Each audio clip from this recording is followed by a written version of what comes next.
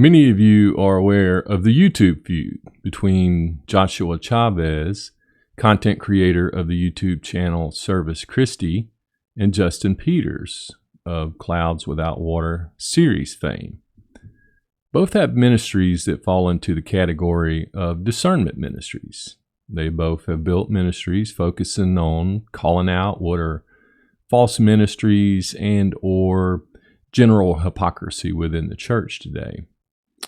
Full disclosure, I am a subscriber to both Chavez's and Peters' channels and do believe them both to be brothers in Christ, as many of you do. Now, the latest uproar occurred when Chavez uploaded a video where Peters appears on Doreen Virtue's channel. Chavez calls out Peters for appearing with Virtue, a past New Ager who now claims to have given her life to Christ. And Chavez points out that Virtue seems to have held on to certain aspects of her New Age spiritual past, and claiming to have visions where Jesus appeared to her with beams of light shooting out of his heart. At the time of Peters' appearance on Virtue's channel, she did in fact have her own testimony of those personal revelations and visions of Christ, but after the airing of Chavez's expose, she quickly removed those references and put out a reply video denying that to be her current position. That seemed to be a misrepresentation of the truth, as Chavez then produced a video of Virtue making the visions claims as recently as 2 weeks prior to her video denying them. It seems Virtue may have been in damage control mode. Now, Virtue admits she is a new Christian, and hopefully she is earnestly now aware her visions were not genuine. However, for whatever reason, she did not fully own up to them. Many feel this leaves a cloud of suspicion over whether or not her words can be relied upon. One thing seems certain: perhaps a new Christian should not be holding oneself out as a teacher in any form, which she seems to do.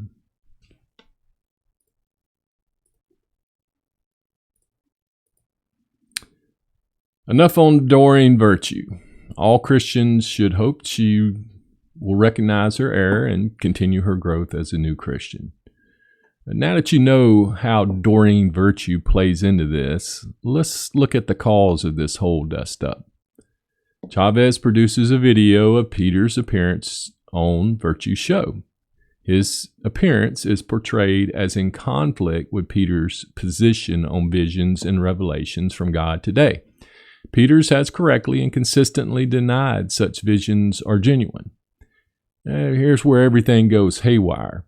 Chavez claims one of two possibilities for Peters' appearance on Virtue's show. He is either negligent in researching whose shows he appears on, or he knew about Virtue's visions and is a hypocrite. Chavez believes Peters had to know about the visions, and so the vast majority of the remaining video is then dedicated to ripping Peters for his own hypocrisy.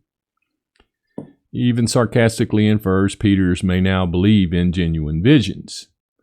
Now, like him or not, if Chavez had been correct in his assumption that Peters knew of Doreen Virtue's visions, he would have been on solid ground critiquing Peters' appearance.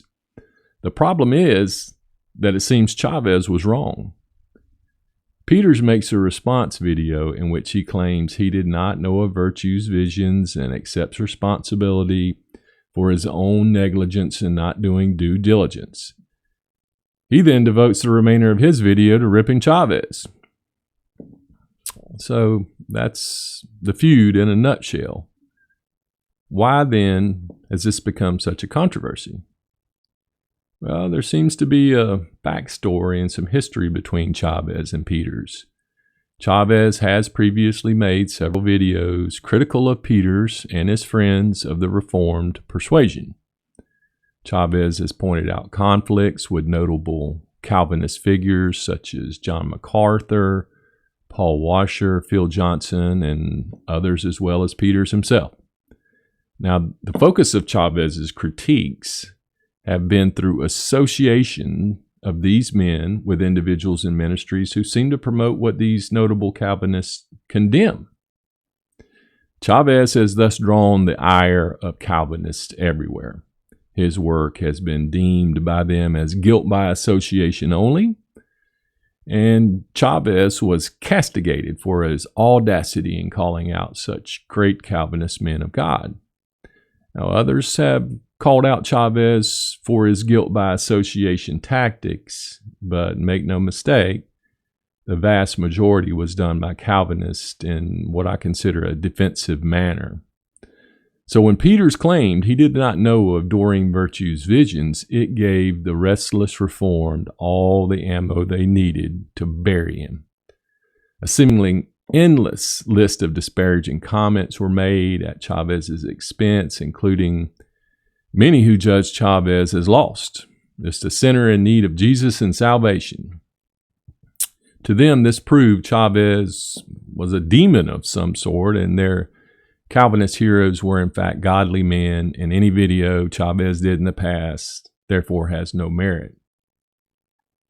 Now, Chavez and PETERS both call out evangelicals for their false gospel of health, wealth, and prosperity, and rightly so. However, when Chavez points out hypocrisy in Calvinist circles, he is attacked vociferously. Now, if Chavez was wrong and PETERS knew nothing of Doreen Virtue's visions of Jesus, he should be criticized. However, it is important to understand the undercurrent of where that criticism is coming from and how it is motivated. PETERS' notoriety has come primarily from exposing non-Calvinists. You simply won't see him calling out any of today's Calvinist personalities that I am aware of, or if he does, it's not often. One would think error is only taught outside Calvinist circles, judging by his focus. Assuming why he doesn't call out Calvinists would be speculation, however, and it's a fact he doesn't, or when he does, it's a rare occasion. Now, one thing's for certain, Chavez is an equal opportunity offender. He calls out the Word of Faith movement, NAR, the evangelical music industry, the Roman Catholic Church, Reformed hypocrisy, and anyone else, regardless of affiliation. I think any fair-minded person would have to agree Chavez seems to call out error without regard to any doctrinal affiliation, whereas PETERS seems to have clear boundaries when it comes to his discernment. So you can fairly say Chavez deserves some of the criticism he is receiving, but one simply cannot say it comes from a purely unbiased perspective. I think a realization most non-Calvinists come to, and I don't mean this offensively, is that Calvinism or Calvinists seem to get defensive and sometimes aggressive when their ideology is questioned. I believe most honest Calvinists would admit as much. In some ways, the defensiveness is understandable, as many traditionalists reject what they feel Calvinism does to the character of God. Traditionalists will generally reject any doctrine that affirms God causally determines evil, and this puts Calvinists in a defensive position right away. This does not mean all traditionalists have the proper Christian spirit when debating doctrine either. What I'm saying is not an attack on Calvinists. It's merely pointing out what seems to be a common generalization, that Calvinists can be reactionary in defending their doctrine, and that really shouldn't be that controversial. I'm not saying PETERS is guilty of these generalizations either. He felt unjustly attacked, so any harsh words he had for Chavez, I think, could be framed as understandable. The reaction of the general Reformed populace is a different situation.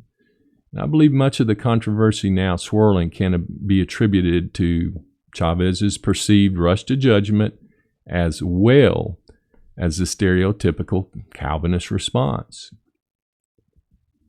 Now, all this has transpired while Chavez seems to be missing in action. The controversial video Chavez produced has been removed from his channel, and There seems to be no reply from Chavez on his YouTube, Facebook, website, or blog.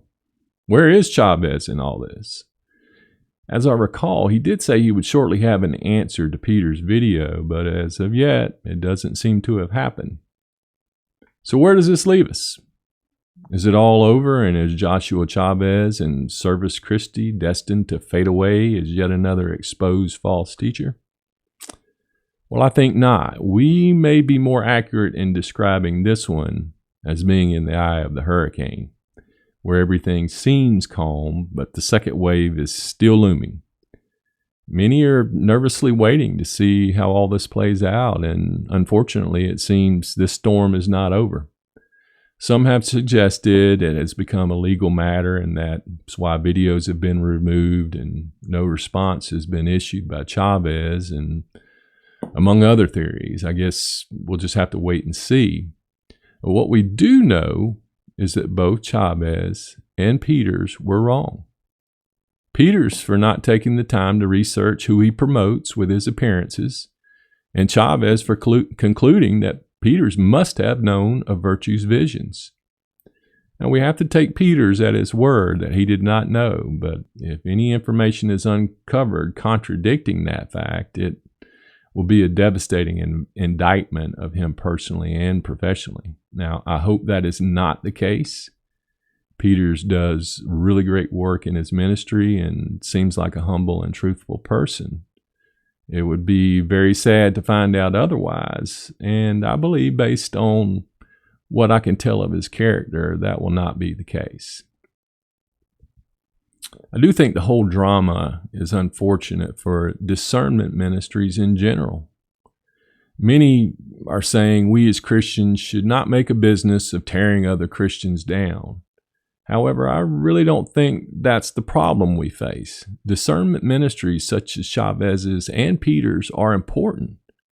We don't have a problem with too many strong voices against false teachings. Quite the opposite, actually. We have a problem with too many lukewarm Christians who won't call out error. Now, this applies to both Calvinists who won't call out their own brothers, as well as evangelicals who protect their own. This applies to Catholics who won't call out the evil in their own institutions, as well as Baptists, Methodists, Anglicans, and every other denomination. We need more voices like Chavez and PETERS and less of the go-along to get along Christians. I mean, for heaven's sake, we have Christians who support abortion and even having homosexuals in the pulpit. Why? Because there's not enough Christian voices calling these abominations out. Chavez is a Christian. PETERS is a Christian. One is not an angel and the other a devil. Christ himself called out evil in the harshest terms, as well as Paul and others. We need more strong voices, Christian voices, not less. We should all probably view this matter for what it is, and that's a reflection of the shortcomings we all have. Chavez has them, and PETERS does as well. We all do. I hope Chavez has learned to make conclusions on facts and not assumptions, and I hope PETERS is more willing to call out conflicts some of his Calvinist brothers have. And if that's the outcome, something may still good be gained from all this, but lining up on one side or the other without accepting any responsibility or painting one side as purely good and the other as purely evil gets us nowhere. Perhaps PETERS was justified in his resentment toward Chavez's video, but one may also conclude his response has hurt the overall perception of discernment ministries.